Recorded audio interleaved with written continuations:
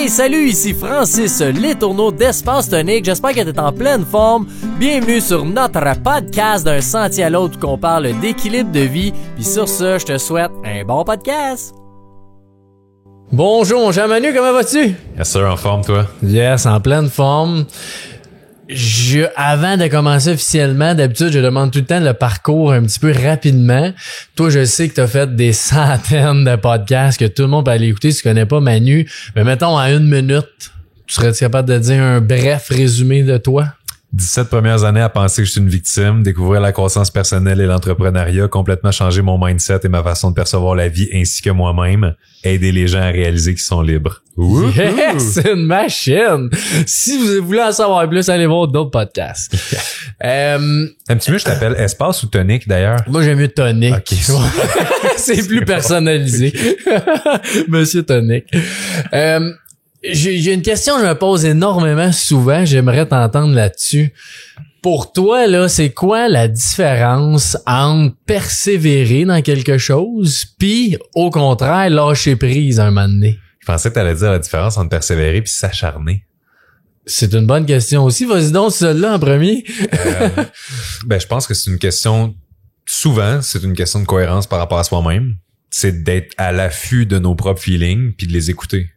Puis d'oser voir en profondeur d'où est-ce qu'ils viennent. Parce que des fois, tu peux penser que « Ah non, je le sens pas, c'est pas fait pour moi », puis penser que c'est un signe. Ou tu peux creuser plus creux et réaliser que c'est de la peur, en fait. Fait que c'est pour ça que c'est important, je pense, pour justement déterminer c'est quoi la différence entre persévérance, acharnement, tout ça, de voir si on fait le travail puis qu'on va vraiment 1 couche, 2 couches, 3 couches plus creux, qu'est-ce qui se cache derrière? C'est quoi les réelles peurs? Puis c'est quoi les réels désirs?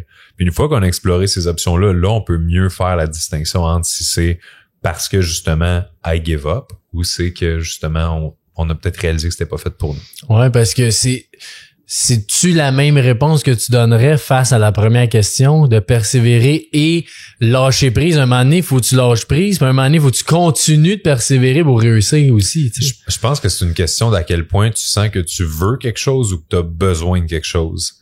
Tu sais, par exemple, je vais jamais lâcher prise par rapport à ma condition physique. Tu sais, oui, je veux être en santé, mais j'ai besoin d'être en santé pour fonctionner. C'est important pour moi d'avoir une bonne hygiène de vie, de prendre soin de mon véhicule. Donc, c'est sûr que si j'ai moins le goût de prendre soin de moi, j'ai moins le goût de bien manger, tu sais, je vais persévérer en ce sens, puis je vais pas éventuellement lâcher prise en me disant, ah, regarde, dans le fond, à quoi bon? Fait que c'est une question d'évaluer à quel point est-ce que quelque chose est fondamentalement important pour toi, puis là, tu sais quoi faire. Puis, mettons, dans ton exemple de gym, si tu dis un objectif de, je sais pas, je veux faire 150 livres au bench, peu importe, puis que là, t'atteins pas cet objectif-là, c'est quand tu te dis, j'arrête, c'est trop pour moi, ou je fais trop d'énergie là-dessus, ou... ça revient à la question, puis souvent, j'aide mes clients justement à faire la différence entre qu'est-ce qu'ils veulent puis qu'est-ce qu'ils veulent vraiment, parce que, tu sais, si tu dis, je veux atteindre 150 livres au bench, moi, la première question que je te pose, c'est pourquoi c'est important pour toi? Parce que, tu sais, tout ce qu'on veut dans la vie, c'est parce qu'on imagine qu'une fois qu'on va l'avoir, on va obtenir un feeling. Ouais. Tu dis, si je fais 150 livres au bench, je vais me sentir de telle façon. Fait que ce que j'aide souvent mes clients à faire, c'est de leur poser simplement la question, on va creuser de plus en plus creux, pourquoi tu veux ça? OK, puis la réponse, pourquoi tu veux ça? La réponse, pourquoi tu veux ça? On descend 7 niveaux plus bas, puis on trouve fondamentalement ce dont la personne a besoin. Puis qu'après ça, on l'associe à un feeling, parfait. Comment est-ce que tu peux faire déjà, ici et maintenant, dans l'instant présent, sans absolument, tu sais, il n'y a pas de transformation totale dans ta vie ou n'importe quoi. Comment est-ce qu'on peut faire pour ressentir un petit peu plus déjà aujourd'hui ce feeling-là? Puis le fait de se ramener dans le présent, souvent ça enlève l'espèce de quête qu'un jour on va se sentir de telle manière si on réussit telle chose. Si j'ai telle promotion, si je bench 150, si telle personne me rappelle, si on est beaucoup dans l'appréhension du futur. Mais en se ramenant dans les sensations qu'on veut ressentir, on est beaucoup plus capable de rester en contrôle puis dans le présent, je trouve. Parce que c'est vrai ce que tu dis, si tu comprends le besoin fondamental que t'as, c'est pas nécessairement de bencher 150 livres qui va t'amener ce que tu veux, dans le fond. Et le niveau de libération que ça apporte, des fois, d'arrêter de vouloir quelque chose, là, c'est aussi satisfaisant que de l'atteindre. Quelqu'un, par exemple, qui se considère comme un 8 sur 10 au niveau entrepreneurial, puis il me dit que son objectif, c'est d'être un 9 sur 10. J'ai dit, OK, parfait. Comment est-ce que tu penses que tu vas te sentir à 9 sur 10 par rapport à comment tu te sens en ce moment à 8 sur 10? Puis la personne, par exemple, elle va me dire, ben, j'ai l'impression que je vais me sentir plus libre, j'ai l'impression que je vais me sentir plus leader, un meilleur, peu importe. Puis là, je dis, OK, parfait. Est-ce qu'il y a moyen, tu penses que tu peux ressentir toutes ces belles choses-là déjà en ce moment, sans nécessairement changer quoi que ce soit dans ta business ou dans tes revenus? Puis là, on trouve des moyens concrets. Puis soudainement, la personne, elle se rend compte que je peux enfin arrêter de me mettre la pression requise avec l'atteinte de tel niveau d'excellence parce que ce que je recherche, dans le fond, je le porte déjà en moi ou c'est beaucoup plus accessible que je pensais. Puis ça, c'est un switch incroyable parce que la plupart des gens sont pas malheureux à cause de leurs circonstances. La plupart des gens sont malheureux à un certain niveau à cause de la différence entre leurs circonstances et ce qu'ils pensent que leur vie devrait être. Puis c'est là que réside la douleur, finalement. Puis je t'ai déjà entendu dire, je sais pas c'était où, là, mais que justement, des fois, le step entre tu veux-tu être 8 à 9 ou 9 à 10, c'est énorme ce que ça... C'est un univers de différence. Exactement, ouais. Fait que c'est un peu ça aussi, c'est à quel point tu as besoin de ce que tu veux, tu sais. Ben, c'est la différence entre dire, est-ce que je suis bon au basket? Oui.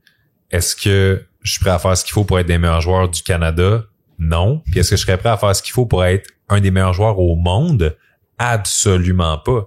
Parce que justement, il y a des univers de différence. Puis tu sais, passer de 6 à 8 sur 10 dans un domaine, c'est beaucoup plus facile, même si ça représente 2 points sur l'échelle, que de passer de 9.5 à 9.6, là.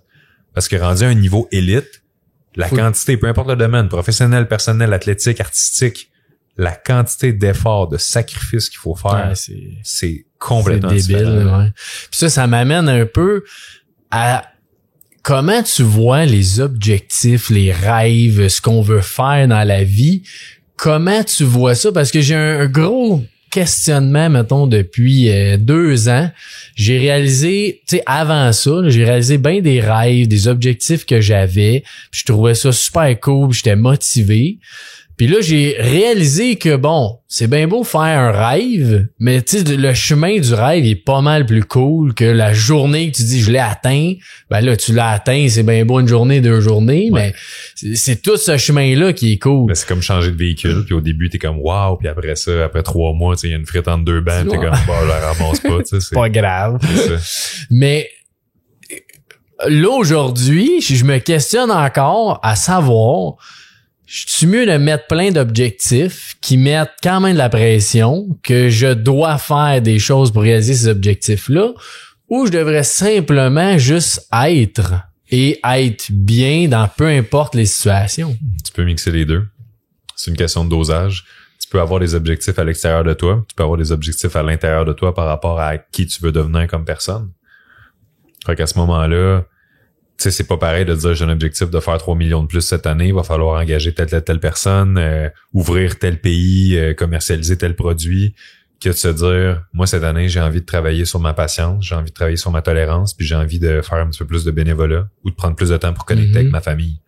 Ces objectifs-là qui sont à l'intérieur, c'est des objectifs qui te permettent de reconnecter avec une version de toi avec laquelle non seulement, oui, tu as la fierté d'atteindre l'objectif, mais après ça, tu portes cette nouvelle version de toi-même-là comme un cadeau à tous les jours, finalement, que tu te fais à toi-même puis que tu fais aux autres.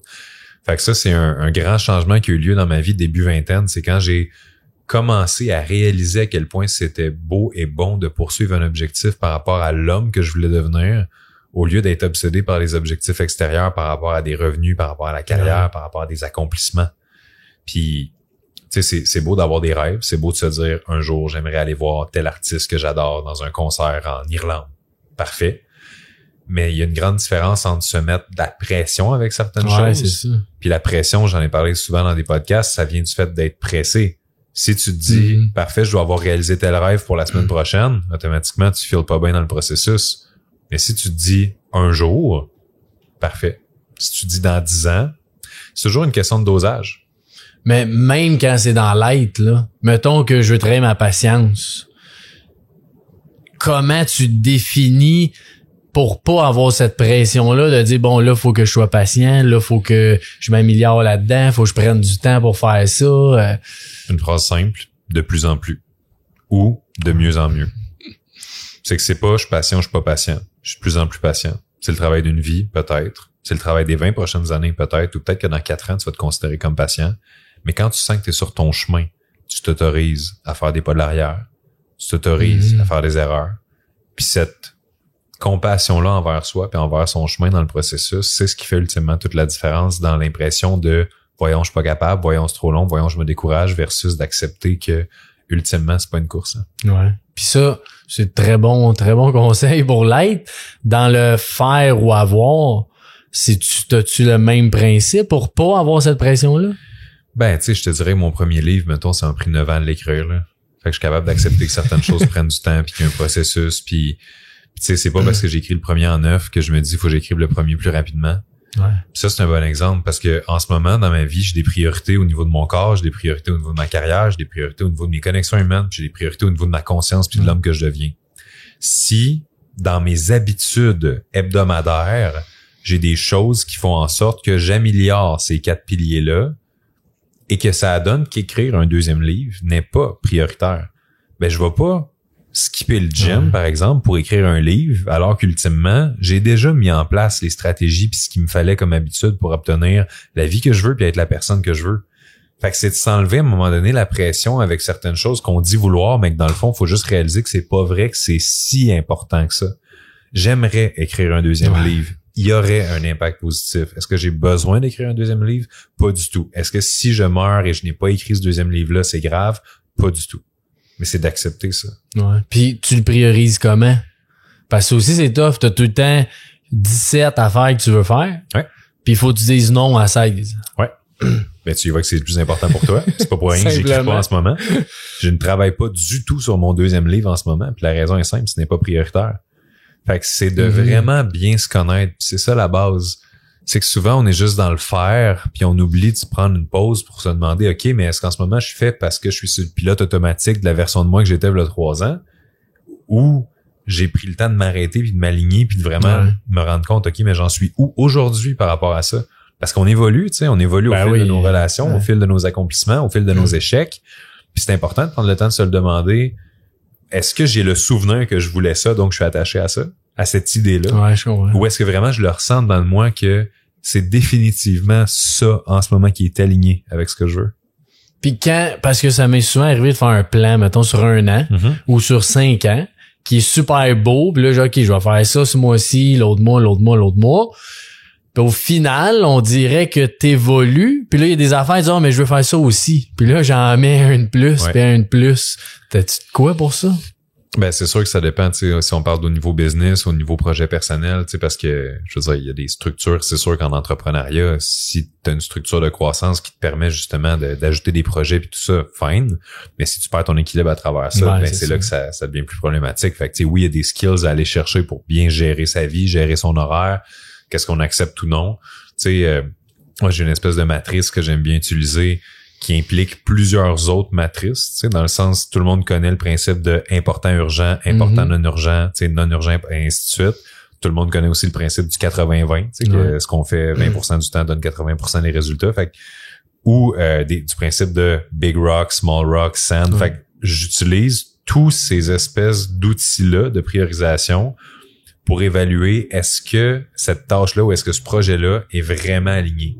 Fait que, tu sais, si je me rends compte que, OK, fine, ça a l'air prioritaire, ça a l'air important, mais je regarde, ça m'apporte-tu de l'énergie ou ça me draine? Je me rends compte que ça me draine. Pourquoi je le fais?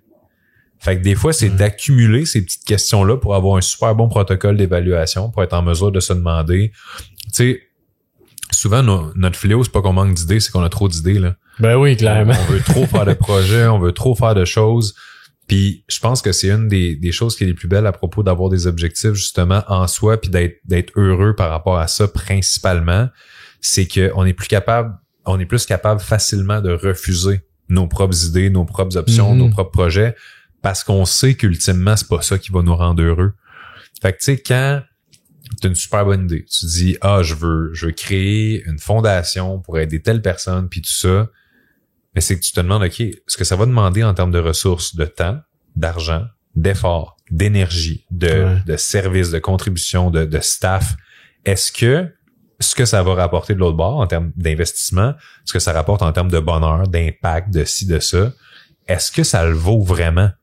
Parce que, tu sais, tous les chemins peuvent mener au bonheur, comme tous les chemins peuvent mener au malheur. C'est juste une question de comment tu gères ta route puis comment tu la planifies, puis c'est quoi les outils que tu mets en place.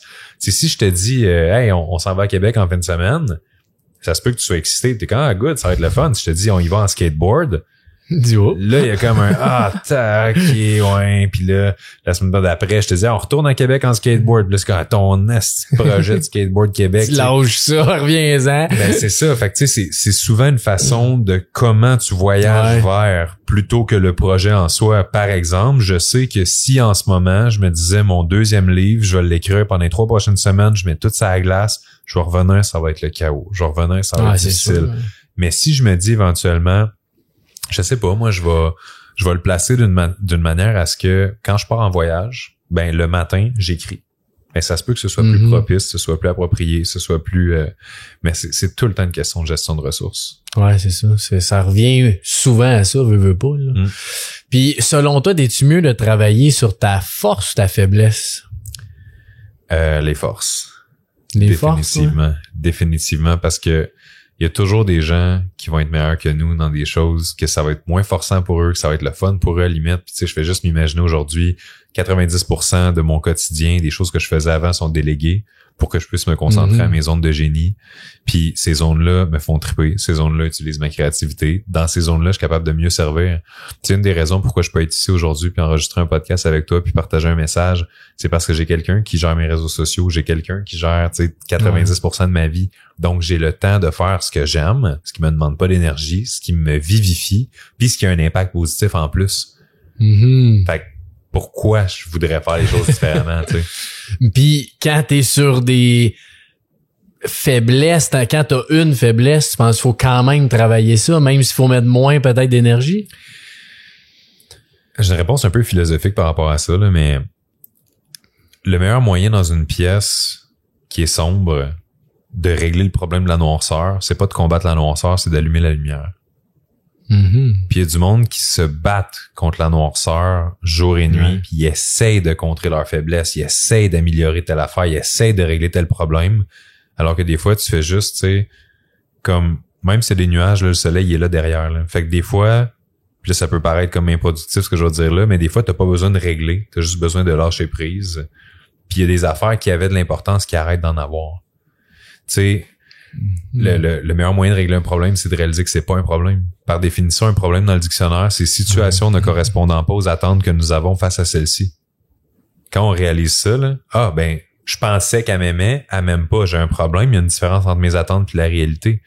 Fait que ce soit en affaires ou dans la vie personnelle, quand tu réalises que, OK, mes problèmes, dans le fond, là, c'est à cause de mes perceptions, ou mes lacunes, ou tu sais, mettons, j'ai une faiblesse, puis je vais me dire, c'est la comptabilité. J'ai de la misère avec mes chiffres, whatever. Pourquoi est-ce que j'essaierais... Tu sais, oui, il y a un niveau de base que tu peux aller, genre, vérifier, comprendre pour être capable de déléguer efficacement. Mais il y a des gens qui adorent faire ça. Il y a des gens qui sont bons là-dedans. Il y a des gens que c'est leur zone de génie. Fait que pourquoi, mettons, se concentrer à régler nos lacunes ou quoi que ce soit, tant que ça nous nuit pas de façon, genre, majeure ou que ça nuit pas aux gens dans notre environnement... Puis tu sais, je travaille sur moi constamment. Là, fait que oui, je travaille de façon en développement personnel sur les choses que je veux améliorer chez moi. Mais en même temps, il y a beaucoup de choses qui ont disparu naturellement parce que je me suis concentré sur mes forces. Ah ouais? Puis t'as-tu un exemple, mettons? De choses que tu sais que ça s'est enlevé en travaillant sur ta force, justement? Ben, exemple, si je me concentre sur devenir quelqu'un qui est le plus authentique possible, j'ai pas besoin de retourner faire du ménage dans mes amitiés puis d'avoir les conversations difficiles ou de décider, toi, t'es encore mon ami, toi, t'es plus mon ami, toi, une fois de temps en temps, parce que l'authenticité que je travaille à droite crée le filtre naturel à gauche. Fait que je m'optimise, puis la version optimisée de qui je deviens crée une espèce de ménage automatique. Puis je sais que tu as déjà parlé de ça, que dans ton parcours, là, tu avais comme mis des 10 choses ou 12 choses que tu voulais améliorer. Ouais. Pourquoi ces choses-là, si tu veux les améliorer, puis c'est pas des forces, c'était des faiblesses? Là? Exact. Ben c'est parce que justement, aujourd'hui, au moment où on se parle, ça va faire bientôt la moitié de ma vie que je fais du développement personnel. J'ai commencé à 17 ans, je vais avoir 34 ans l'année prochaine. Fait que ça va faire littéralement autant de temps que je suis dans le développement perso que de temps que je le suis pas. Fait que c'est sûr que dans les premières années du développement personnel, ben l'objectif principal, c'est de sortir de sa propre souffrance. C'est pas de l'optimisation, c'est de sortir de ses patterns, c'est de sortir de ses croyances limitantes, c'est de sortir de son impression de pas avoir de contrôle, d'être une victime, de prendre ses responsabilités beaucoup aussi au début, d'arrêter de pointer du doigt. Fait que c'est sûr que justement l'exercice dont tu parles, d'aller chercher mes 12 défauts principaux puis de réussir à les travailler de façon intensive pendant 12 mois d'affilée, un défaut par mois, c'était un exercice qui était extrêmement puissant parce que à l'époque, j'étais capable de dire que ma susceptibilité me nuisait et nuisait aux autres. Mon impatience me nuisait et nuisait aux autres. Mon manque de ponctualité, fait que toutes ces caractéristiques-là avaient des impacts négatifs dans ma vie.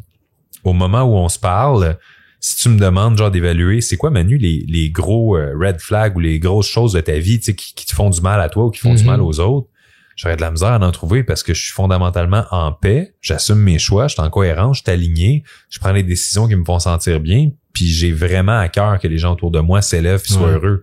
Fait que c'est sûr que j'ai moins à aller consciemment travailler dans des zones d'ombre parce que ça fait 17 ans que je les travaille. Puis ça, là, c'est ça que les gens aussi doivent réaliser, c'est que la croissance personnelle, c'est très différent. Genre, travailler sur soi, c'est différent d'évoluer. Évolution ne veut pas dire croissance. Évolution ne veut pas dire progression. On va changer tout au long de notre vie. On va rencontrer des gens, on va vivre des relations, on va avoir des échecs, des défaites, des belles victoires. Puis oui, on change. Mais travailler sur soi, c'est pas pour rien qu'il y a le mot travailler. Ouais, c'est ça. C'est parce que ça demande un effort conscient, ça demande un plan de match. Puis évidemment, tu regardes, mettons, le Manu qui a jamais lu un livre de sa vie, puis le Manu qui est rendu à 400 livres de lu sur le comportement humain, sur le cerveau, sa psychologie, ses patterns, ses croyances, c'est impossible que ce soit la même personne. Parce que toutes les connaissances que je suis allé chercher, les formations que je suis allé chercher, les compétences que j'ai acquises au fil des années font en sorte que c'est inévitable. Tu comprends? C'est comme quelqu'un qui voudrait ne pas changer son corps, mais qui s'entraîne à tous les jours, systématiquement, puis qui mange bien. C'est inévitable. Fait que je pense que c'est important de... Puis là, on pourrait aller dans tellement de directions.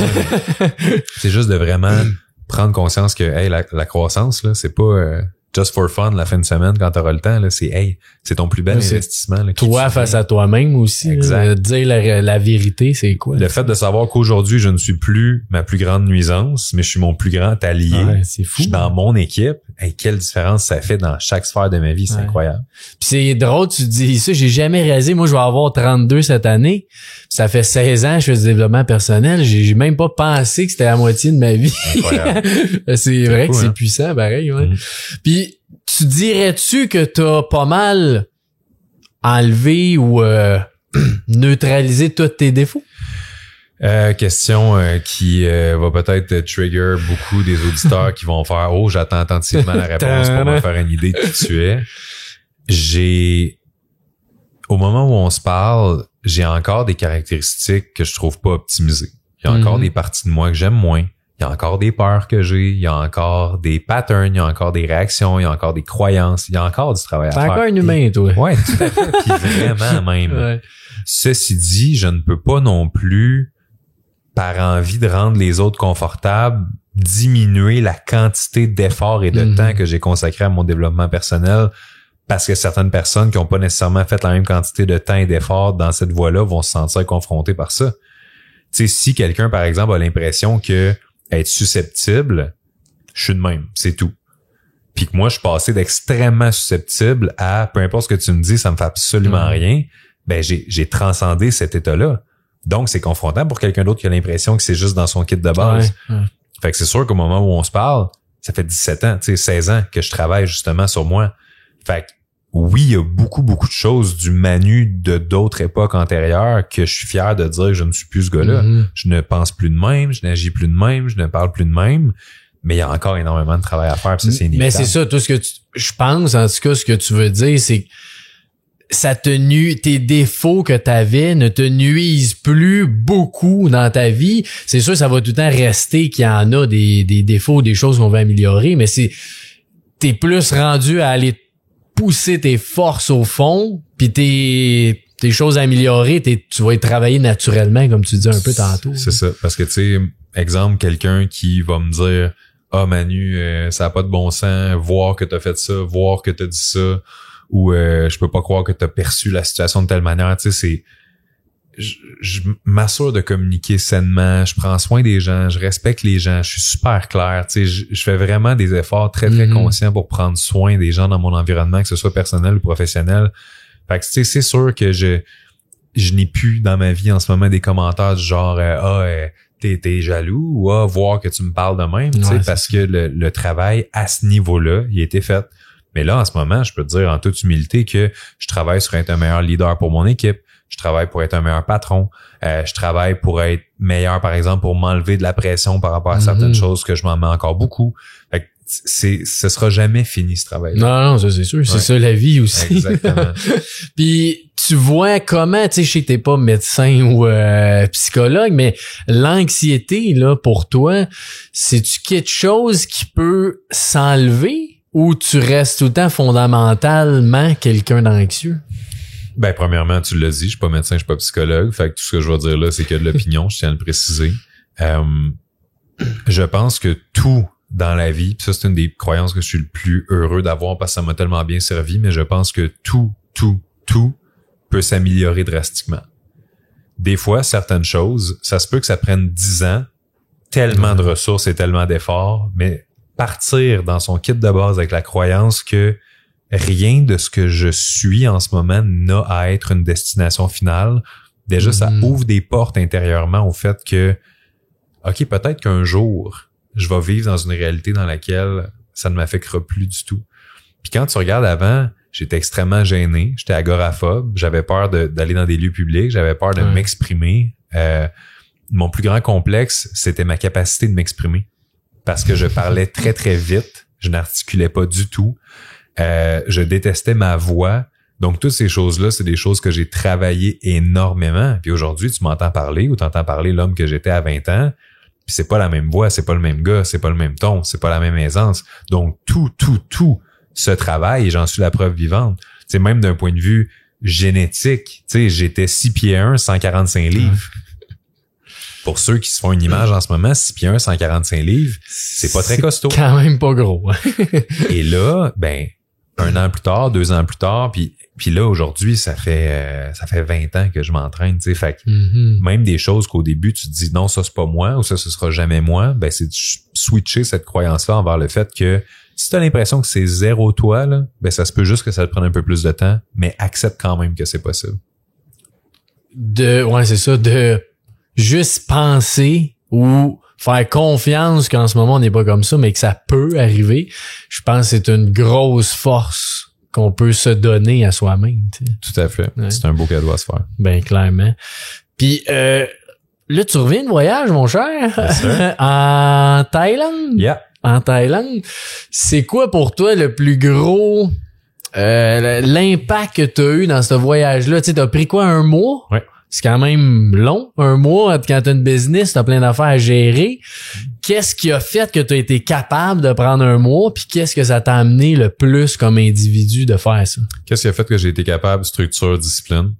Je suis un gars extrêmement méthodique. Je place dans mon horaire les choses de manière très, très stratégique pour que ça me respecte au niveau de ce que je veux, de ce que je suis. Fait que pour réussir à partir 1 mois, quand tu as une entreprise, ben c'est ça. Ça prend une team solide autour, ça prend énormément de critères. Mais tu sais, tout est une question de planification. Là. Un peu comme n'importe quoi, que ce soit personnel aussi. Tu sais, quelqu'un qui veut une fin de semaine en Suisse, whatever, super réussi, ben tu sais, tu gères tes choses d'avance, ton hébergement, tes activités. Fait que c'est un peu le même principe avec là-bas. Qu'est-ce que ça m'a apporté ce voyage-là? C'est sûr que premièrement, c'était la première fois de ma vie que j'allais en Asie, donc dépaysement total, au niveau culturel, au niveau météo, tu sais, puis pour moi, ça a été un voyage paradisiaque. Je peux le dire, là, c'est un des voyages qui m'a le plus changé, qui m'a le plus fait de bien aussi au cœur. J'ai senti que j'en avais besoin, juste ne serait-ce que pour l'adrénaline de vivre des nouvelles expériences, parce que, tu sais, justement, ici au Québec, tu sais, je l'ai ma vie dont j'ai toujours voulu, tu sais. J'ai des bons amis, j'ai ma routine, j'ai mon gym, tout ça, tu sais, je suis très, très bien. Fait que le fait d'aller dans un contexte dans lequel tu te réveilles le matin, là, puis tu te dis, OK, what's up? Comment je me sens? Qu'est-ce que j'ai le goût de faire? Cette espèce de liberté de penser et d'être, là, ça a été extraordinaire. Puis surtout, Ça m'a montré que le monde est tellement grand, le monde est tellement vaste, il y a tellement de choses à vivre, de personnes à rencontrer, de cultures à découvrir, de plats à goûter. Ouais. Ça m'a vraiment redonné la piqûre, puis là, j'ai envie de faire tout ouais, le pays du monde. Là. Je veux repartir. Là. Puis, penses-tu que ce que t'as senti là, cette liberté-là, au juste être puis dire qu'est-ce que je fais aujourd'hui, penses-tu que c'est faisable de faire ça ici? Je pense que c'est faisable de le faire ici. Par contre, ça peut être un danger parce que trop de ça empêche l'appréciation aussi. Tu sais, si par exemple, tu me donnes $1 milliard d'un matin, j'ai plus jamais besoin de travailler une seconde de ma vie, puis là, exemple, les premiers mois, je profite bien de la liberté, tu sais, c'est le fun, puis tout ça, mais éventuellement, je vais vouloir m'accomplir professionnellement, je vais vouloir... Fait que, tu sais, je pense que c'est une des choses qui rend le voyage aussi beau, c'est le contraste, justement. Mm-hmm. Fait que de se dire, j'ai tellement aimé la Thaïlande, je vais déménager en Thaïlande. Ben, tu l'aimeras plus autant. Ben, c'est ça, exactement. Ça va devenir la bonne vieille Thaïlande au bout de certains temps. Puis, tu sais, puis là, je vais vouloir aller en Espagne. Puis là, ça, je vais avoir le même feeling. Puis... ouais. Parce que en novembre dernier, c'était la première fois de ma vie, j'ai pris une semaine de vacances à rien faire. J'avais aucune activité, aucun voyage. J'étais avec ma famille, là, à la maison. Puis c'était un peu ça que j'ai trouvé que ça faisait. On se levait, on fait quoi? Ouais, on va aller au parc. Ouais. Ou, tu sais, je sais pas, on va aller dehors. Je trouve ça fantastique, qu'est-ce que ça peut faire d'avoir rien de cédulé. C'est très libérateur. J'étais un gars qui adore faire des affaires, tu sais, des expériences, je fais de la rando, je m'en vais en voyage, je loue un chalet, je fais plein d'affaires, mais on dirait que de temps en temps, là, juste zoom, il y a rien. Ouais. C'est capoté, qu'est-ce que ça fait. Puis y a-tu, juste pour finir avec ton voyage, là, y a-tu la portion que t'avais des réseaux, parce que je te suivais pareil dans ton voyage, c'est très comique, tu sais, tout ce que tu mettais, c'était super drôle, c'était super inspirant, c'était le fun de voir en même temps un peu la Thaïlande à travers toi. Mais comment tu te sentais, est-ce que c'est une obligation de dire je dois faire des pauses pour faire voir, tu sais, un peu que tu sois encore là actif puis tout ça, ou c'était vraiment un plaisir de faire ça? Ben, premièrement, j'ai vraiment moins publié que quand je suis au Québec. Fait que j'ai vraiment profité de mon voyage, j'ai décroché, puis je me suis pas mis outre mesure de pression par rapport à mon contenu. Okay. Ceci dit, il y a quand même des moments où est-ce que j'ai eu l'impression que ça fait tant de temps que je donne aucune nouvelle. Il me semble que je pourrais leur donner un petit quelque chose, tu sais, je pourrais leur donner un aperçu de où est-ce que je suis, où est-ce que j'ai vécu, ou quelque chose comme ça, mais en même temps, c'était, tu sais, je voulais le vivre, là. Je voulais pas, tu sais, comme des fois, on prend des photos, des vidéos de quelque chose, ou d'un feu d'artifice, puis après ça, on est comme, hey, je m'en rappelle-tu, ou va falloir que je regarde ma propre vidéo, là. Donc, j'ai vraiment moins publié, puis ça m'a fait du bien justement de décrocher complètement. Il y a certains rendez-vous que j'avais, des rencontres, des choses comme ça que j'ai tout simplement annulé parce que j'avais ce besoin-là de décrocher. Puis je me suis autorisé à le ressentir. Tu sais, j'ai pas combattu ce feeling-là, puis je me suis pas dit non, tu sais, voilà. Je me suis vraiment permis de le vivre. Puis sincèrement, c'est un autre niveau de liberté aussi, tu sais, de se dire. Je peux me permettre que même le peu que je m'étais mis à l'horaire là-bas, parce que je voulais en profiter, si je le file pas, je l'annule. Ouais. Ça m'a vraiment fait du bien. Ouais. Puis c'est ça, parce que j'imagine si tu l'as gardé, c'était quelque chose d'important quand même. Quand même. Puis t'as décidé d'annuler pour profiter, c'est quand même c'est une grosse décision, entre guillemets, tu sais, à faire de temps en temps. Mais je serais curieux, qu'est-ce que... Si tu l'avais fait, t'aurais-tu regretté, ou si tu l'avais fait, c'est parce que t'aurais senti que tu devais le faire? Comme tu dis, c'est une question de feeling. Des fois, il y a certaines choses. Il y a un de mes mentors, Sylvain Boudreau et ami, qui dit le principe de en scène, hors scène. Peu importe à quel point, mettons, ça va mal, t'as des défis, puis tout, rentre en scène, boum. Le public il est là pour une raison, tu leur donnes exactement ce pourquoi ils ont payé, tu sais. Fait que oui, des fois, d'avoir cette attitude-là en scène, hors scène, puis de juste step up parce que la situation le nécessite.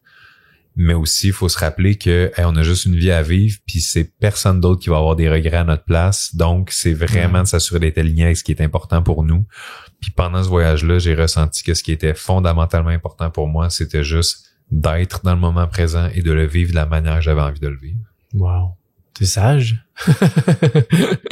Puis, c'est quoi ta plus grande prise de conscience que t'as eue dans ta vie? Par rapport... En général? En général, ouais. Grosse question, là, mais... Ta vie, c'est tes choix. Ta vie, c'est des choix. C'est tes choix. Tu t'aimes pas ce que t'es en train de créer, fais d'autres choix. J'ai pas le contrôle, c'est pas de ma faute, c'est mon boss, c'est lui, c'est le changement de saison, c'est l'économie, c'est l'inflation, c'est... OK. Qui tu peux être pendant ce temps-là? OK, fine. T'as pas décidé de faire cet accident de char-là. Mais t'es qui pendant ce temps-là? T'es qui pendant ta rehab? T'es qui pendant que tu gères ça avec tes assurances? T'es qui pendant que t'es en train de remplir le constat avec l'autre personne? Puis c'est la chose la plus importante que j'ai réalisée, c'est toujours about who you are, la personne que tu deviens et l'impact que cette personne-là peut avoir de par qui elle est. Ouais. C'est bien dit. Des fois, je dis, t'es 100% responsable de tout là, dans ta vie, de ce qui t'arrive, de ce que t'es, mais c'est bien dit de cette façon-là. C'est juste une question de perception aussi de la situation. Les deux personnes réagissent pas de la même façon. Puis je trouve que ça apporte une nuance intéressante à la responsabilisation parce que, par exemple, quelqu'un qui vient juste de se faire laisser, voire tromper, puis tu lui dis t'es 100% responsable, cette personne-là aura pas de réceptivité par rapport à ce que tu viens de dire. Puis même si ton but c'est de l'aider, tu viens pas de l'aider en lui disant ça. Ouais. Fait que d'y poser la question, je comprends. Puis je sais à quel point c'est difficile, mais qui t'as envie d'être en ce moment? Tu ramènes la responsabilité entre les mains de la personne sans invalider l'émotion qu'elle ressent par rapport à la situation. Ouais, parce que c'est ça que je sens aussi des fois dans le t'es responsable, c'est de l'invalidation un peu à l'autre personne. Fait que c'est pour ça que j'aime ça comment tu l'amènes. Nuance très importante. Ouais, merci Manu. Ça fait plaisir. Je vais arrêter de faire chier tout le monde. Voilà. Super. Côté équilibre, parce que c'est quand même un podcast que je parle d'équilibre de vie, évidemment. Fait que de toutes les sphères, c'est quoi pour toi l'équilibre? L'équilibre, c'est une question de cohérence. Si tu sens que tu fais ce qu'il faut pour atteindre ce que tu veux dans tes piliers existentiels, corps, carrière, conscience, connexion, ben c'est ça l'équilibre. Tu sais, si quelqu'un, pour lui, l'équilibre, c'est à travers 3 gyms par semaine, 1 hiking puis 2 marches avec son chien, fine. Tu sais, c'est très personnel l'équilibre en fait, puis jamais je vais dire à quelqu'un que parce que je fais quelque chose, il devrait faire quelque chose. Tu sais, ça c'est très très très individuel l'équilibre. Puis surtout, tu sais, quelqu'un par exemple pourrait se sentir complètement déséquilibré avec 5 gyms par semaine, puis l'autre personne se sent très équilibrée à 2 gyms par semaine parce que c'est ses choix selon ses objectifs, ce qu'elle veut être, faire, avoir comme vie. Fait que mais l'équilibre, c'est de se connaître d'abord parce que tu peux pas être équilibré si tu sais pas exactement c'est où ton point de référence, tu sais. Genre, faut que tu te connaisses pour savoir si t'es hors champ par rapport à qui tu es. Ouais, c'est bon, ça. Parce que j'ai senti aussi, moi, un peu ce déséquilibre-là parce que j'ai travaillé beaucoup. J'essaie de ralentir depuis 2 ans, travailler moins, mais plus performant. Des choses que tu fais, l'optimisation. Puis j'ai senti ça des fois que justement, je me connais, mais tu sais, on est quand même une entreprise familiale.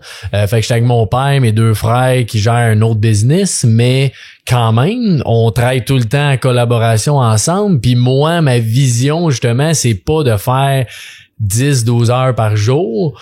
Puis des fois, je me sens comme si faut choix dans la famille, tu sais. Puis moi aussi, je suis de même. Un moment donné, quand tu te connais, justement, tu prends les choix de dire, ben moi, je suis de même. Puis mettons que vous autres, vous aimez pas ça, mais c'est correct aussi. Puis on va juste faire autre chose. Tu sais, c'est pas ça qui arrive. On s'entend super bien, mais quand tu te connais, t'es capable de prendre des décisions comme ça puis dire, ce sera comme ça. Mais c'est aussi de vérifier par rapport à la charge de responsabilité puis c'est quoi vraiment les rôles de chacun dans le sens où, tu sais, exemple, là, que pour fournir le rendement que tu fournis en ce moment, tu travailles 12 heures pour l'offrir puis tu décides du jour au lendemain que tu travailles juste 8 ou 6 heures. Ben là, si tu mets tout le monde dans le trouble à cause de toi, puis là, eux, ils en ont plus ou quelque chose, c'est une chose. Mais si tu arrives à montrer que tu as mis en place un système, une solution, ou que tu as engagé quelqu'un qui fait en sorte que tu te libères ton temps, mais personne n'est affecté négativement par ça, c'est vraiment différent.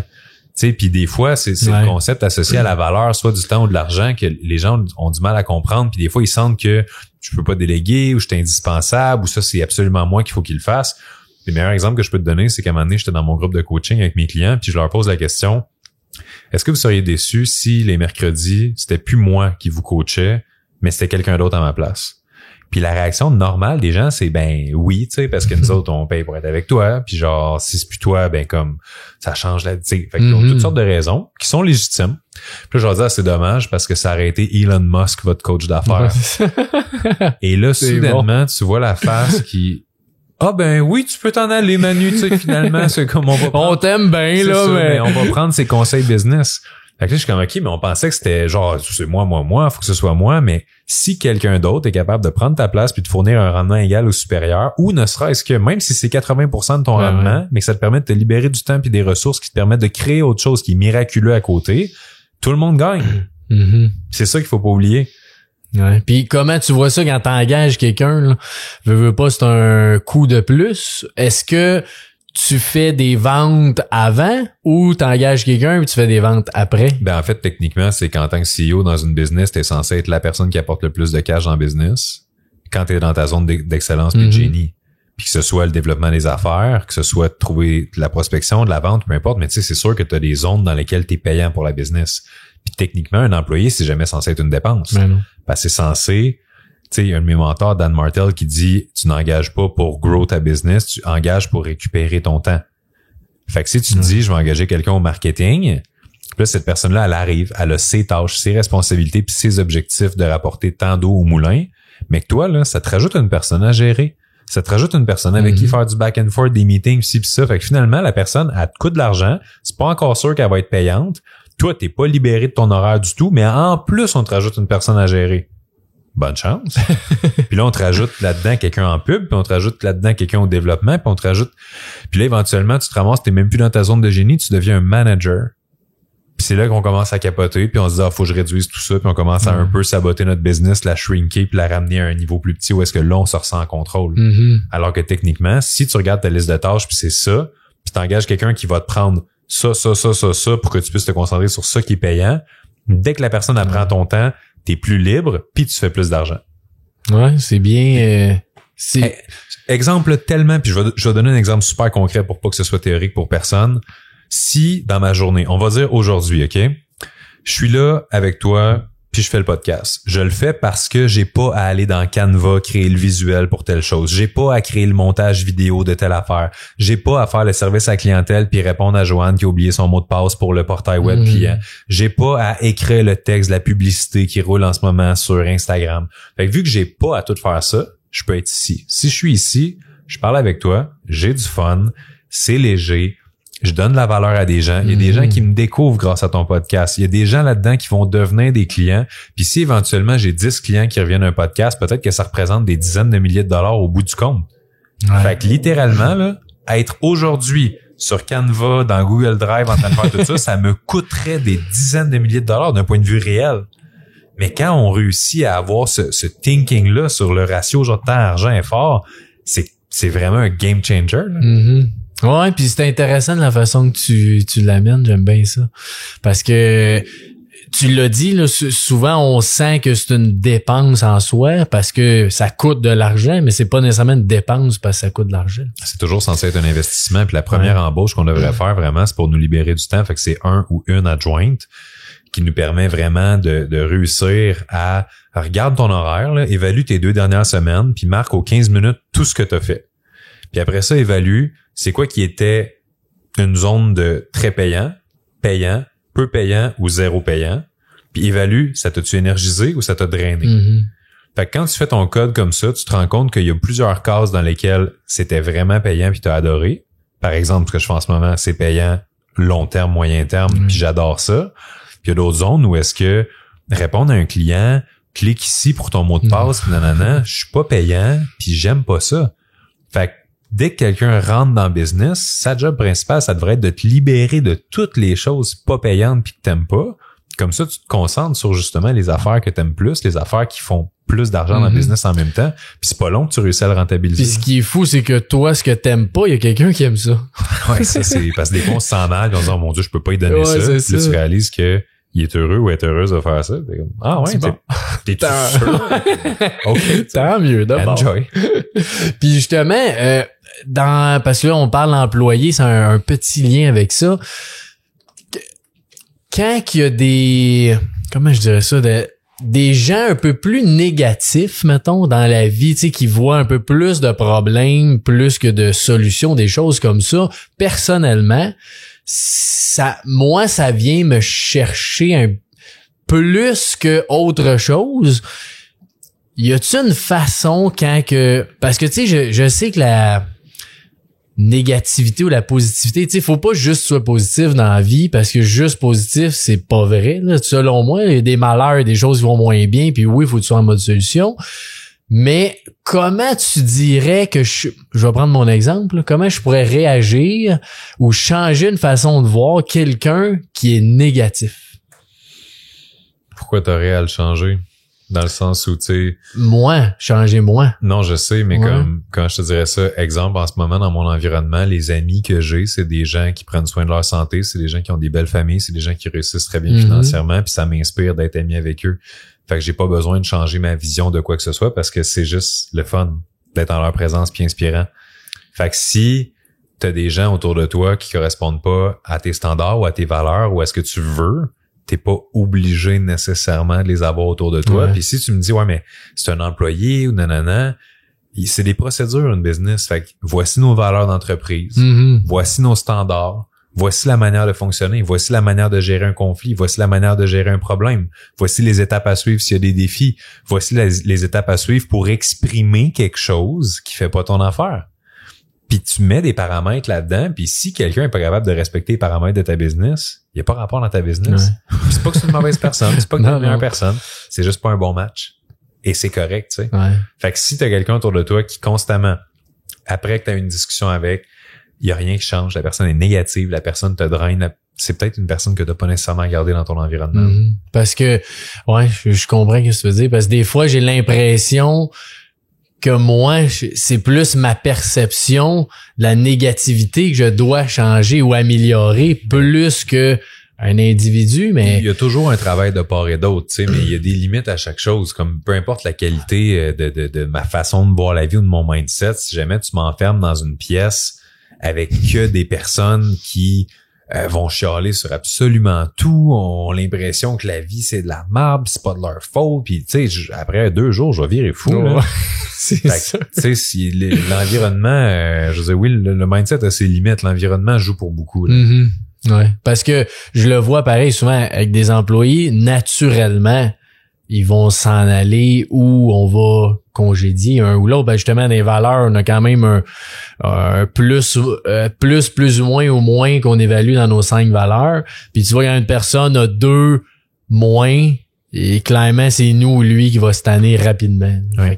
Fait que c'est sûr que ça fait ce ménage naturel-là, mais je comprends qu'il y a une limite à dire je m'améliore dans cet aspect-là de ma vie aussi. Là. Puis souvent, c'est de poser une question à la personne. Tu sais, si quelqu'un est super négatif, tu peux lui demander tout simplement pourquoi est-ce que c'est aussi important pour toi?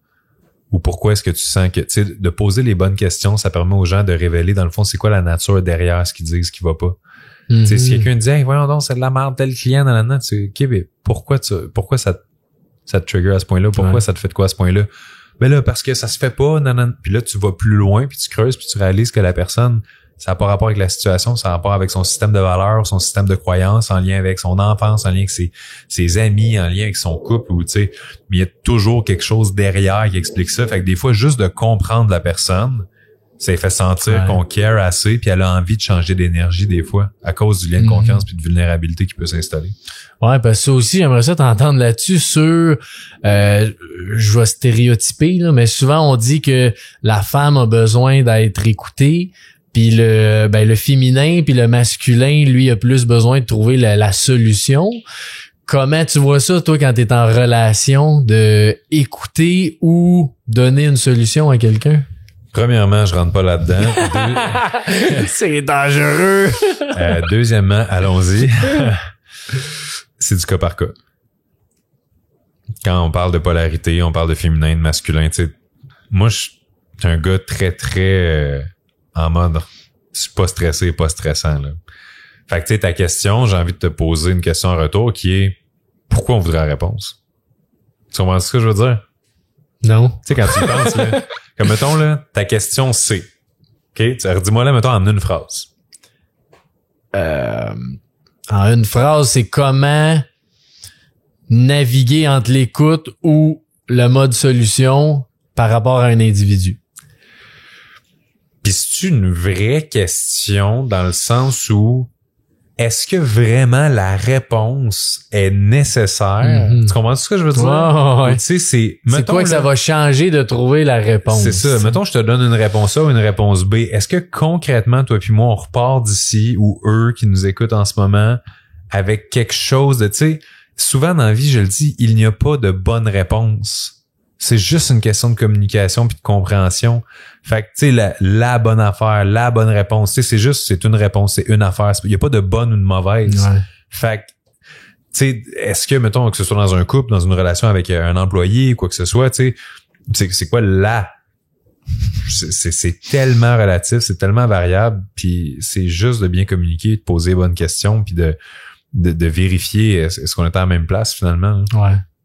Puis non, je comprends que c'est pas nécessairement de dire là je dois écouter ou là je dois donner une solution. Mais non, puis surtout pas d'avance. Tu sais, si exemple j'étais avec quelqu'un puis je me rends compte que cette personne-là, elle m'écoute pas, elle est toujours en mode solution. Je vais lui dire hey, c'est quoi, des fois j'ai juste besoin de parler puis de sentir que tu me comprends, j'ai pas besoin que tu trouves une solution. Je vais lui dire. Puis des fois je vais être avec une autre personne puis elle va juste m'écouter puis je vais lui dire mais toi qu'est-ce que tu ferais à ma place? Fait que tu comprends, il n'y a pas de... genre... Je comprends, parce que souvent, on entend quelque chose par rapport à ça, fait que je trouve ça le fun que tu l'amènes différemment de ce qu'on entend normalement. Ça fait plaisir. Puis je veux aller un peu dans notre projet Espace Tonique, on est beaucoup dans vivre le moment présent, de justement ralentir, de prendre le temps. Tu sais, il y a pas des centaines de kilomètres de sentiers, on a 4 kilomètres de sentiers, puis le monde marche tranquillement, puis on regarde les oiseaux pis tout ça. Pour toi, c'est quoi vivre au présent? Vivre le présent? Ou... Tu viens de le décrire. Marche, regarde les oiseaux. That's it. C'est si tu regardes un arbre, regarde un arbre. Si tu entends de la musique, entends de la musique, tu sais, mais regarde pas l'arbre puis oublie la musique, puis tu comprends? C'est d'être vraiment là. Puis mon Dieu que ça peut vouloir tout dire et rien dire ce que je dis en ce moment. Ouais, exact. Mais je sais qu'on se comprend. Là. Puis tu sens-tu que t'es capable de faire ça? Ah ouais. Ouais. Des fois, là, je suis très connecté avec mon monde intérieur, mes émotions, pis j'ai aucune difficulté à dire qu'on peut être un homme, un vrai, et avoir une belle sensibilité en même temps. Clairement. Juste regarder un coucher de soleil, puis être pleinement dans le moment, le voir diminuer progressivement dans le ciel, puis être 100% là, pas en train de gérer les problèmes qu'on n'a pas gérés aujourd'hui à job, pas en train de penser à ceux qu'on va régler le lendemain, pas être en train de se demander qu'est-ce que la personne à côté de nous pense de ce coucher de soleil-là, juste être là. Ouais, je peux le faire, ouais, ça me fait du bien de le faire. Puis, y a-tu des moments, ben c'est sûr en fait que t'es pas là-dedans, comment tu fais pour revenir là? Ben il y a des moments pour chaque chose comme tu as dit, fait que tu sais des fois j'essaie même pas de revenir dans le présent, si on peut dire. Des fois, je suis en planification stratégique. Des fois, je suis en train d'analyser justement, OK, qu'est-ce qui a bien fonctionné ou non cette semaine. Mais je suis un gars quand même assez groundé. Fait que même quand je suis plus dans le passé ou dans le futur, je suis là pendant que je le fais. Fait que tu sais, comment je réussis ça? Ben, je te dirais, c'est la résultante d'années d'expérience, de lecture, j'ai fait Vipassana en 2018, retraite de méditation 10 jours. Pour ceux qui savent pas c'est quoi, c'est 10 jours en silence total. T'as pas le droit de lire, de parler, d'écrire, de t'entraîner. T'as même pas le droit d'avoir de contact visuel avec les autres, les regarder dans les yeux. Fait que c'est sûr que vivre des expériences comme ça au fil des années, ça t'aide pas mal à te grounder, là. Puis, y a-tu des moments, justement, que tu sens, parce que je trouve ça très intéressant ce que tu as dit, tu te laisses l'espace de dire, je suis pas là-dedans en ce moment, tu sais. Fait que justement, y a-tu des moments, des fois, que tu sens que t'aurais besoin plus de ça puis tu le prends pas ou? Je les prends. Dans le sens où, des fois, on pense que c'est très compliqué, là, tu sais, qu'il faut partir en retraite d'un week-end ou que la prochaine respiration, tu la prends consciemment, tu l'inspires, là, mais tu la laisses être une espèce de remède, tu la laisses être une espèce de ménage intérieur puis un nouveau départ, puis juste ça. Tu sais, je t'ai vu la prendre, cette respiration-là, puis elle fait du bien. Là. Ben oui, elle fait du bien. Fait que des fois, c'est tout aussi simple que ça. Des fois, c'est de mettre sur ta playlist la bonne chanson qui va créer le bon effet chez toi, puis de faire ça consciemment. Des fois, c'est pendant que tu cours dans ta cuisine, tu t'arrêtes 1 seconde, tu déposes tes mains sur le comptoir, t'apprends cette respiration-là, tu te le permets, tu sais. Puis souvent, ce que je trouve intéressant, c'est de le faire dans des habitudes. Là. Fait que mettons, quand tu te laves les mains, c'est de quoi, tu sais, de l'eau chaude ou de l'eau froide. Tu peux juste faire wow, tu sais, sur mes mains, cette eau-là, c'est fou, ça arrive de où? Il y a tous les tuyaux, il y a un système énorme pour te donner de l'eau à volonté. Ouais, être fasciné, mon expression préférée, je pense, c'est spécial la vie. Parce que je suis toujours émerveillé, tu sais, de voir à quel point, oh mon Dieu, tu sais, hey, les feuilles changent de couleur, les oiseaux sont de telle manière, le vent, tu sais, c'est fou tout ça, là. Ouais. Et de prendre le temps de l'apprécier. Ouais, c'est très important, je pense. Dans ta vie, là, parce que tu parles souvent de éliminer des fois plus que ajouter des choses. Ça serait quoi, tu dis, la chose que t'as éliminée qui t'a fait le plus de bien ou le plus gros impact que t'as eu? Ben, ça commence par le travail personnel au niveau des caractéristiques internes. Fait que, tu sais, certaines des choses qui me nuisaient énormément, par exemple, la susceptibilité, d'avoir de la difficulté. Tu sais, les gens autour de moi, quand j'étais plus fin d'adolescence, 20 ans, 21, tu sais, il fallait mettre des gants blancs beaucoup avec moi parce que je prenais tout mal, ou j'étais sa défensive, ou tu sais, j'étais comme, pourquoi tu dis ça? Tu sais, j'étais très dans le jugement. Fait que c'est sûr que tout ce travail-là, cette élimination-là, m'a donné après ça des plus belles relations, m'a fait sentir mieux par rapport à moi-même, plus en paix aussi avec ma vie. Fait que ça, c'est plus au niveau interne, mais au niveau des habitudes, ben, tu sais, c'est sûr que d'arrêter la consommation excessive d'alcool, d'arrêter, je veux dire, il y a eu beaucoup de choses qui ont eu un impact, puis je pense pas que dans la vie, il y a une chose qu'on peut ajouter qui change tout, une chose qu'on peut enlever qui change tout, mais c'est vraiment l'accumulation de tout ça, puis surtout plein de petites choses, puis de le faire perdurer dans le temps. L'accumulation des journées, tu sais, win your day, win your life, là. Ouais. Puis serait quoi la constance, la discipline pour garder une habitude? Ça peut être une question de discipline, mais ça peut être une question d'environnement. Puis c'est souvent des choses que j'essaie de faire réaliser à mes clients par rapport au fait que, tu sais, mes clients se transforment puis ils se transforment de manière dramatique. Pourquoi? Pourquoi c'est aussi drastique? Pourquoi c'est aussi grand comme transformation? C'est parce que tous les paramètres sont en place. Tu sais, si je te dis, à partir de maintenant, tu vas devoir faire telle affaire, bonne chance, dans 3 mois, on se reparle, voir si tu as réussi, c'est une chose. Si je te dis, à partir de maintenant, tu manges dans ce restaurant-là et il n'y a aucune option qui n'est pas bonne pour la santé, tu vas manger santé. C'est inévitable parce que j'ai placé le bon environnement. Fine. Après ça, je place les bonnes personnes autour de toi. Tu vas être influencé constamment par ces gens-là. Je place les bonnes lectures autour de toi. Tu vas être influencé par ça aussi. Ensuite de ça, je t'aide à structurer ton horaire autour de ça. Ensuite de ça, on va rajouter des outils. On va rajouter de l'automatisation. Fait que c'est vraiment l'ensemble de motivation qui est fournie par le groupe, par ton coach ou par différentes ressources qu'on fournit. C'est l'environnement qui change complètement, puis c'est les outils qu'on donne. J'appelle ça des leviers de pouvoir. C'est des choses que tu mets en place dans ta vie, puis tu as juste à donner une petite poussée initiale, puis ça va donner un retour sur investissement hallucinant. Mais ça, ces outils-là, encore hier, j'avais une discussion avec quelqu'un dans mes messages privés, puis le gars, il me disait, hein, je connais pas telle application. Je dis, ben, félicitations, ta vie vient de changer. Tu sais, un outil qui fait toute la différence comme ça, mais tant que tu le sais pas, là. C'était quoi? T'as un secret? À suivre. Écrivez-moi en privé, je vais vous le dire. Ah, yes. Parfait. Fin stratège, je collecte des leads. Ben oui, c'est bon, ça. C'est important. C'est l'habitude. C'est ça, t'es fort. Penses-tu que n'importe qui peut être heureux dans la vie? Ben oui. Tout le monde. La preuve, je suis n'importe qui puis je suis heureux. C'est vrai. Puis t'as quand même un parcours difficile. Quand même. Jeune. Puis t'es heureux aujourd'hui. Ouais, ça, c'est impressionnant. Je pars de très, très, très, très loin pour ceux qui connaissent un peu plus mon histoire, là. Fait que tu penses que n'importe qui est capable d'être heureux. N'importe où dans le monde. Définitivement. Ouais. Je pense que c'est le but de la vie aussi. D'être bien. C'est ça le but de la vie? Who knows? J'ai le but de la vie pour moi. C'est quoi le but de la vie pour toi? Ouais. C'est quoi le but de la vie pour Élodie? On ne sait pas. Manu, je veux te remettre ça avant la fin du podcast. Je t'avais déjà parlé de ça, mes lettres bienveillantes. Oui.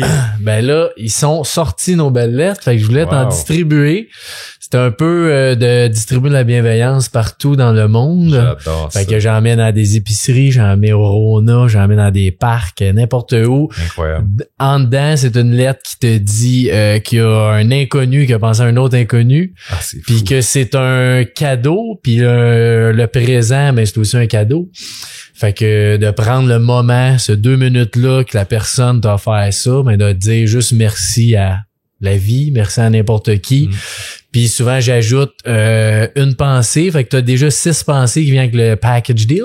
Tu mets ça dans ton enveloppe, tu distribues ça. Moi, j'écris souvent, mettons, un documentaire que j'ai trouvé cool, une personne inspirante ou une citation, n'importe quoi de plus à la main que l'autre personne, une synchronicité X qui va arriver. Tout le temps. C'est ça, fait que je crois à ça. Fait que je voulais t'offrir ça, mon cher. Merci, j'apprécie. Je vais passer au suivant, certainement. Yes. Puis Manu, où c'est qu'on peut te rejoindre, mon cher? Tu peux me rejoindre au 819. 555. Instagram principalement, je dirais que j'ai une page Facebook aussi. Évidemment, tu sais, YouTube, TikTok, mais vraiment le meilleur moyen d'entrer en communication avec moi ou d'avoir vraiment le behind the scenes, c'est à travers Instagram, les stories, les messages, tout ça. Fait que tous ceux qui ont eu de la valeur aujourd'hui, ce que je leur propose, dans le fond, c'est toujours la même chose à la fin de tous les podcasts. J'ai monté au fil des années un espèce de package, si je peux dire, qui inclut certains des exercices les plus puissants que j'ai en coaching, certaines ressources, certaines applications, des outils. Bref, je rajoute toujours de la valeur là-dedans au fil des mois, au fil des années. Puis j'ai décidé, au lieu de le vendre, de l'offrir 100% gratuitement. Fait que ça, c'est vraiment mon cadeau que j'offre à toutes les personnes qui m'ont fait le cadeau de leur attention et de leur temps. Mais en retour, tout ce qu'ils ont à faire, c'est m'écrire sur Instagram pour me dire « Manu, je t'ai écouté à tel podcast, j'aimerais recevoir le cadeau. » Ça me fait plaisir, je leur envoie ça. Wow, merci. Pour t'écrire sur Instagram? Tout à fait. Man Lemire sur Instagram. Man Lemire, the master. Yeah. Puis avant qu'on finisse, t'aurais-tu un petit conseil, un dernier truc, n'importe quoi que tu veux partager à tout le monde qui écoute? Be yourself. Be yourself. Mais pas genre comme on entend dans un film pour ados puis qu'on a 14 ans puis c'est genre à la 28e minute de genre you just gotta be yourself, man. Avec be yourself avec un niveau de profondeur, un niveau d'authenticité, un niveau de confiance. Juste autorisez-vous à être exactement qui vous êtes en ce moment et à accepter le fait que c'est parfait en ce moment. Mm-hmm. Souvent, on espère tellement qu'on devenir cette personne-là, devenir cette version, cette fameuse meilleure version de nous-mêmes. Ouais. Et on a l'impression qu'on est en retard, on a l'impression qu'on devrait pas ci, qu'on devrait ça. Accepter qu'en ce moment, là, on a le droit de faire des erreurs, on a le droit d'être qui on est, on a le droit d'aimer certaines choses et de ne pas aimer certaines choses, puis on a le droit d'être rendu à l'étape où est-ce qu'on est rendu et c'est correct. Mm-hmm. Fait que s'autoriser ça, je te dirais, c'est pas mal un des meilleurs conseils que je pourrais donner à quelqu'un parce que c'est seulement en acceptant avec une pleine humilité et authenticité qu'on est qui on est en ce moment qu'on peut se permettre ensuite de créer des fondations qui sont solides et basées sur la vérité. Puis je trouve ça fantastique ce que tu dis parce que c'est vrai, quand on veut devenir, même quand tu le deviens, t'as évolué. Fait que tu veux devenir une autre personne, tu seras jamais celui que tu veux devenir. Exactement. Ça s'atteint pas. 22 octobre 2016, je me suis réveillé, je me suis regardé dans le miroir, j'étais comme, hey, c'est la meilleure version de moi-même, ça? Non.